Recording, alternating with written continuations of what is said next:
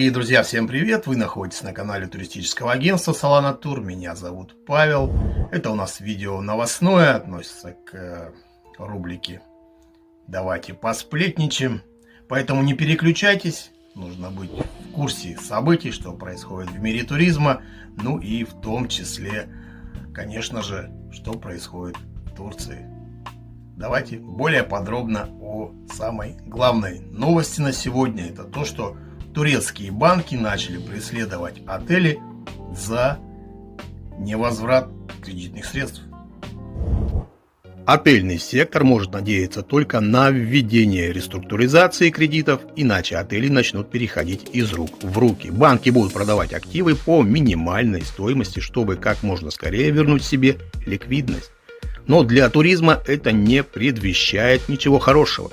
Чехарда с собственниками всегда отрицательно влияет на уровни сервиса в таких проданных отелях. По данным агентства банковского регулирования и надзора Турции БРСА, как пишет издание, в целом кредитная задолженность туризма одного из ведущих секторов экономики страны увеличилась до 16,5 миллиардов долларов. Банки пристально следят за Анталией, которая является определяющей для туристического сектора одного из секторов, наиболее пострадавших от эпидемии коронавируса, чей сектор ждет реструктуризации уже давно.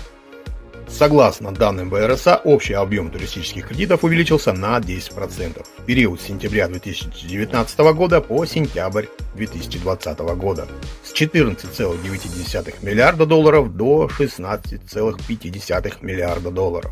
Кредитная задолженность сектора, которая составляет 5,7 миллиардов долларов, в 2019 году в Анталии увеличилась на 17% до 6,7 миллиарда долларов в 2020 году. При том, что 41% от общего объема кредитования приходится на Анталию. Отметим, что именно Анталия принимает большую часть массового туризма в Турции. Только регион Анталии покрывает 35-40% зарубежных туристических поездок.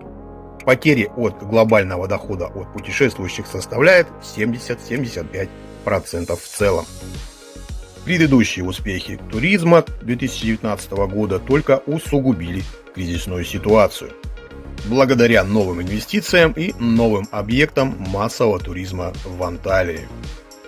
В итоге туроператоры и сектор размещения борются с очень большими долгами. Уровень проблемных или неработающих займов в турсекторе близок к 15%.